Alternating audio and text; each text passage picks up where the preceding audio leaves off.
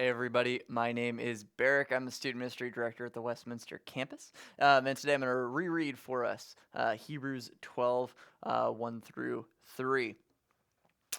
Therefore, since we have been surrounded by such a huge cloud of witnesses to the life of faith, let us strip off every weight that slows us down, especially the sin that so easily trips us up.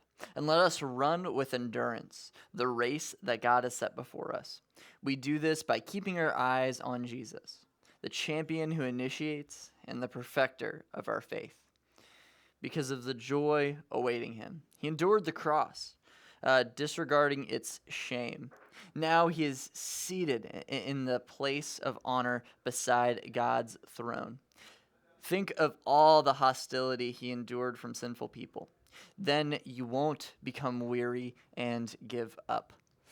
I love this passage, and here is Jono now. Sir, thanks Hola. so much. He's on his way into shot. There he Hi. is. Hello. Hi, Barry. How you doing? I'm well. How are Good, you? good. I love Hebrews. I love this passage. Thanks so much for doing that. Thank you for shouting out students. I Yeah. appreciate it as the student ministry human being over here. Really excited about it. But anyway, quick thing. I was able to watch the 8 o'clock, and you said Jonah was on the ark. What happened there? Oh, yeah, I know.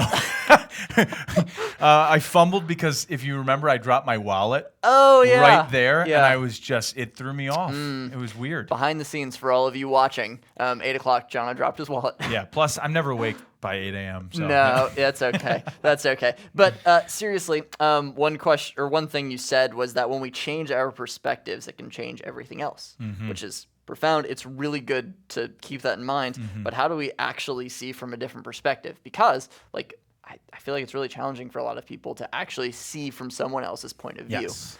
To shift your focus and what you think is true to look at things how other people see. Yeah, there was a modern artist who took a ton of junk and he organized it over the span of about 15 feet, and it was scattered and towering up, and it just looked like a pile of junk.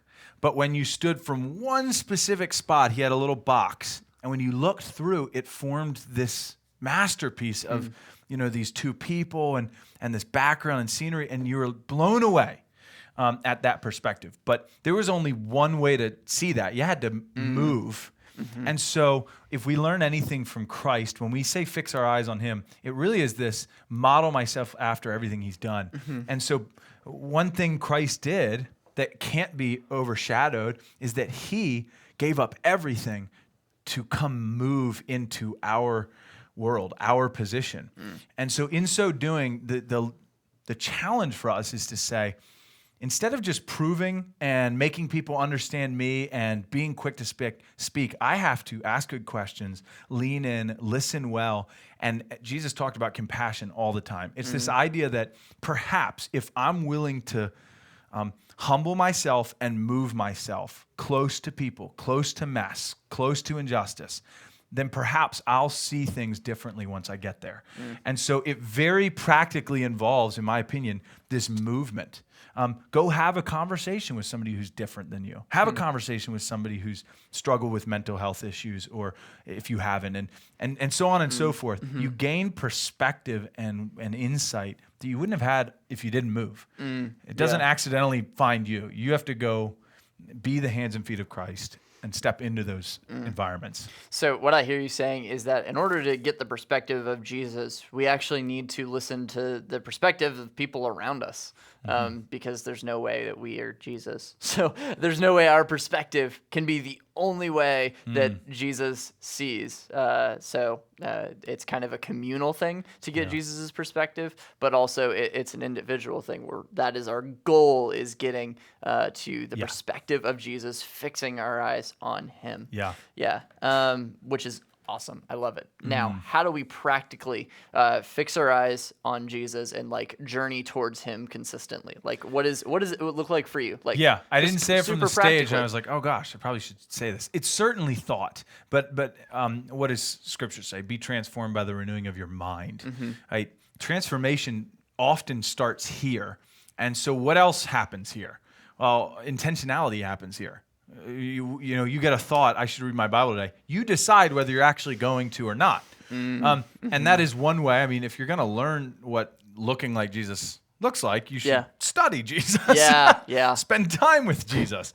And so very much, practically speaking, there's prayer and there's worship and there's scripture. But all three of those start with the thought of, I'm going to be intentional. I'm going to set aside time to pray, to be with God, to read his word, to worship, to go to church, to serve. If this is what was important to him, I will be intentional and make efforts to make it important and in my life as well. Yeah. And so it's that practical stuff. He went off and prayed. We should pray. He gave. We should give. He said, I did not come to be served, but to serve. We should serve. Yeah. So there's certain things that when we look at the life of Christ, the practical can become really apparent really fast.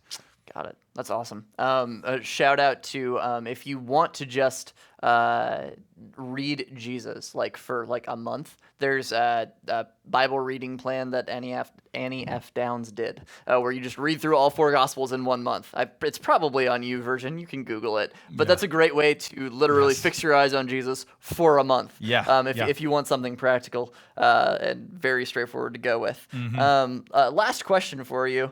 You said the problem with joy is that we expect to feel it.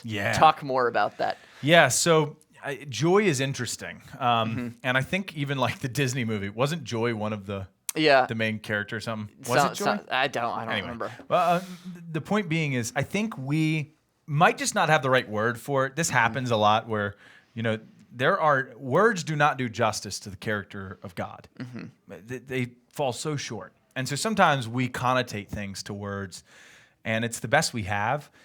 Joy, I think, transcends our understanding a little bit, if I can just be blunt. Meaning it is a feeling, but it's not. It is an experience, it's not. It's something that you can grasp and not. It's super meta, and so joy is this thing that also feels like, in this instance, it felt like it was on the other side of stuff, so it didn't even feel like I had it. But it is available, and it is there. And so I think the message of the gospel is very much like, there is joy to be found in all of the promises of God and in the life that you get to now live. For it's not me who lives, but Christ in me. And so it's like, joy is a byproduct of a life fixing my eyes on Christ, striving to live more like him. And it's like I say this with medicine, it's like, you don't know if medicine's going to help till you take it.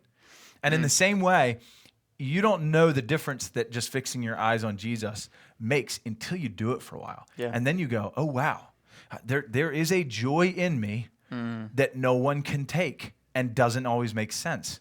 And yet it's there. And it's not always expressed in feeling, but thought. It's in gratitude, in cherishing small moments and being... So it shows up in lots of ways. That's why I think it's a transcendent word for something we can't fully encapsulate and understand. It reminds me of the peace beyond understanding and the contentment in all situations that Paul talks about in Philippians. Right. Bringing it back. It'll come back sometime soon. Yes. The series. Woo! Philippians. Pretty soon. Well, that is all we have for today, Jonah. Thank you. Thank you, everyone, for tuning in. We love you. We hope to see you again next week. Bye, everybody. See y'all.